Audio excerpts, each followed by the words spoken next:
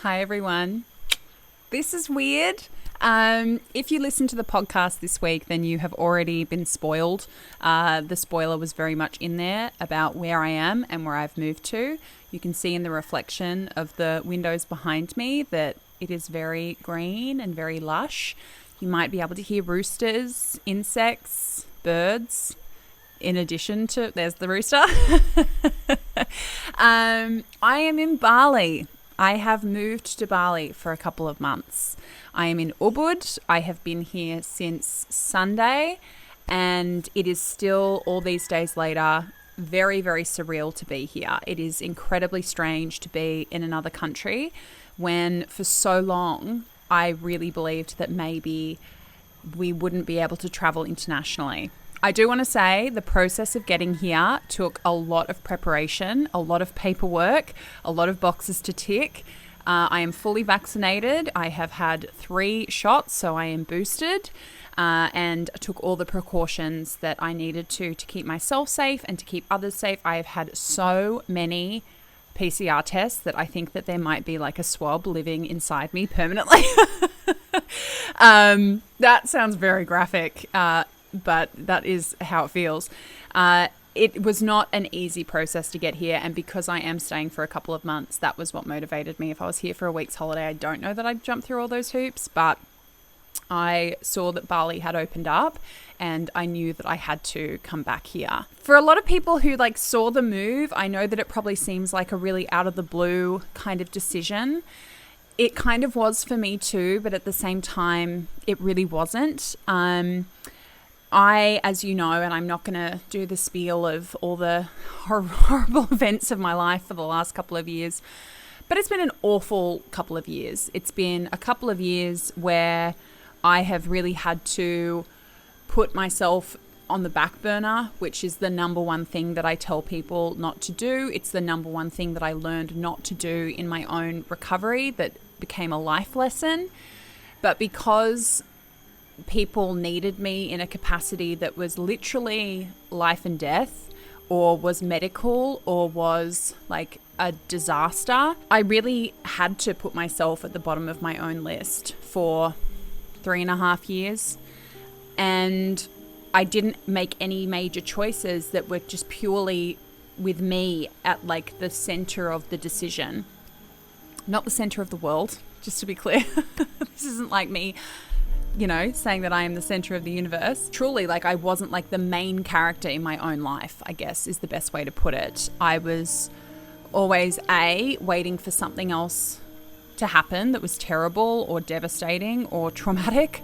And I was also just in this position of, I am living and making choices around someone else's needs that were absolutely legitimate. That everything that's happened in the last couple of years is completely legitimate, and that's been the problem, is that this has been out of necessity, sort of, until I got to the point where I realized I was continuing to keep myself at the bottom of my list when it wasn't a necessity anymore, which is so indicative of the fact that, as much as we recover from our eating disorders, we still have these traits and these habits and these patterns that we need to be mindful of. If you're a perfectionist, you're not going to cure your perfectionism. It's just that you need to keep it in balance and use it for good.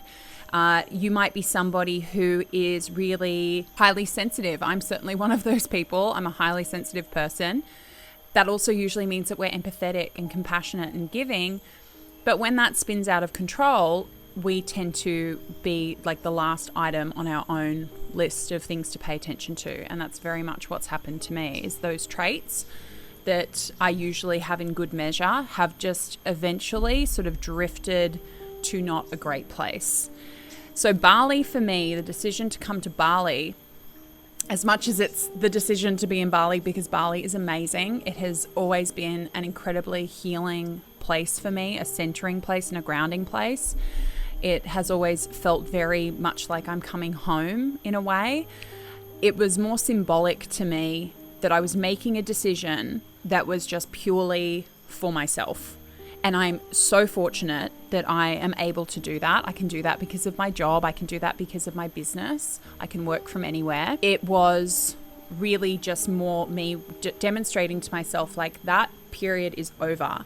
This period of waiting for disaster, living your life on pause, holding back a little bit, not living fully and being fully in your life, like that is over now. We are making a decision that feels drastic and big and exciting and is really about the next phase of your life, and not carrying this dark cloud that's been over you for 3 years into whatever comes next. So much of why I've kept myself off my priority list is because of what I've been through. I have been through so much loss. I have lost my dad, I've lost my grandmother, I lost them within a few months of each other. I've lost a very close relationship and friend as a result of being sexually assaulted by another friend, and lost that friend. I have experienced so much loss that with the people, the beautiful people who are still in my life, I have this very high anxiety and this fear of losing them. It has been my default to be there and to be on alert and to make sure that everyone's okay, because I have had such a lack of trust in myself that I'm going to be able to cope with another loss if it happens. Like, I won't lie, being here right now, I have such a high anxiety about something happening to my mum or to my sister or to my best friend. And I also know that I can't live like that. I have lived on that high alert level for so long that it has burnt through so much adrenaline and so many happy hormones that I had to go somewhere to restore those things. And this is not me saying to anyone that that's what you should do, that you should burn yourself out emotionally and then go to Bali for 2 months and that's the answer. I'm saying not to do what I have done. And that would have been my advice to myself from years before. Mia at 27, 28 is going, Mia, how did you get there? Like, you've learnt this lesson before. What's happened? And so I'm having to relearn that lesson. And I'm really lucky that I have the resources and the capacity and the opportunity to get myself back on track. So that's a very long-winded answer to why I'm in Bali. You're going to see a lot of Bali while I'm here. I am going to do a little bit of a house tour or a villa tour at the end of this video. It is such a beautiful place. I'm staying near Champuan, which is my favorite part of Bali. And it's this beautiful walk that is through like these valleys, and it's just phenomenal. So if you'd like to see sort of day in the life sort of stuff or a few vlogs or just snippets of my life here, let me know in the comments below. The people who run this villa are phenomenal. Raka, the owner and manager, leaves like young coconuts in my fridge. I've got 2 in the fridge right now. And Kadek, his sister, who cooks breakfast and cleans the villa, is just like, we bonded over something really beautiful on my second day here. We have both experienced a loss, and on the second day I was in the kitchen like hugging her and she was hugging me and we were crying, and I was like, well, you know, this is obviously where I'm meant to be. It really feels like I'm part of a family and a community here. The villa is at the back of a family compound. So in Bali, the Balinese live together with their families, multi-generations. And so they've got this huge compound with their temple and all these different beautiful buildings. And then at the back is my villa, which is over a beautiful river. You might be able to hear it right now. And it's got a pool, and it's a very big house. Like, I think they're wondering, why is this one girl staying in a 3-bedroom villa? And it's because I'm going to be here for so long, and I obviously do my Skype calls. Skype? I haven't used Skype for like 3 years. What are you talking about? I do my Zoom calls with my clients, and given they're sort of kind of sometimes doing things in the villa, I need to have privacy. So I've always got a room that I can go to. And I'm going to be here for so long, I didn't want to feel cooped up. But yeah, I will do that house tour, villa tour for you as well. So this is just a little bit of an update, just a little bit of a catch up, just me talking through some of the things that I'm going through, because one of my aims once I recovered was to continue to show you what it's like to be a human who's recovered, that we don't recover from being human. We don't recover from making mistakes or going through difficult times, that we still have up and down moments. I've had just a constant trending down for 3 years that is starting to come back up, and I needed this perspective shift to see that, and to see that I am largely responsible for that trajectory back up out of a really dark time in my life. And I'm getting there. I am certainly getting there, and being here doesn't hurt. So sending you all a ton of love. Make sure that you come and check out the podcast. There was a new one that went up this week talking all about recovery burnout and how to get out of it. Well, and also to tell you what it is. You might be experiencing it, so go and give it a listen. New podcast up next week, new video next week. And also, if you come and follow the Beyond Body Coach Instagram, we are now doing weekly lives over there.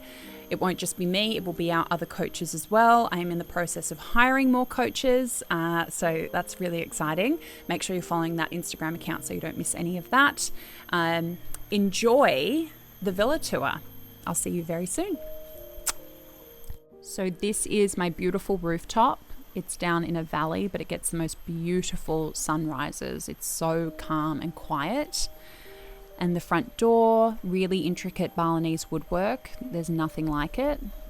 Ganesh welcoming us to the villa. And heading down to the second floor. More of that intricate work on the wall. And off to the right is my bedroom. Balinese artwork everywhere, just gorgeous. Wardrobe, desk, lots of workspaces, which is perfect for me. Obligatory bathroom shot. Yep, got to see the toilet. Looks like Daffy Duck with his mouth open. And out to the balcony. Eventually, let's move it, Mia. Yep, keep it moving. And over the side is this incredible river.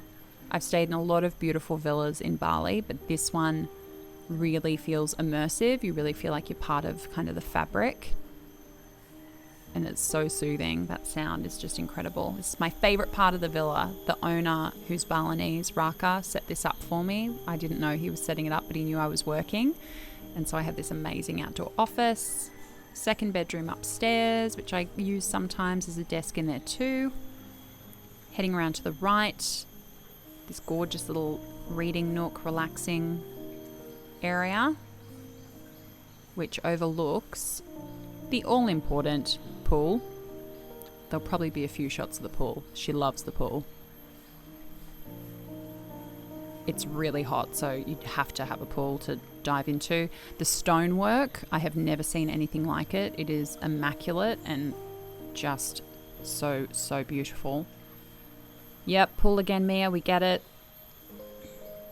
And this is the main living area. So you've got this seating area. And then we've got the dining table where I have breakfast. Kitchen. It was really important that I had like a full service kitchen where I could cook for myself, because it's more like a home than like just a holiday place.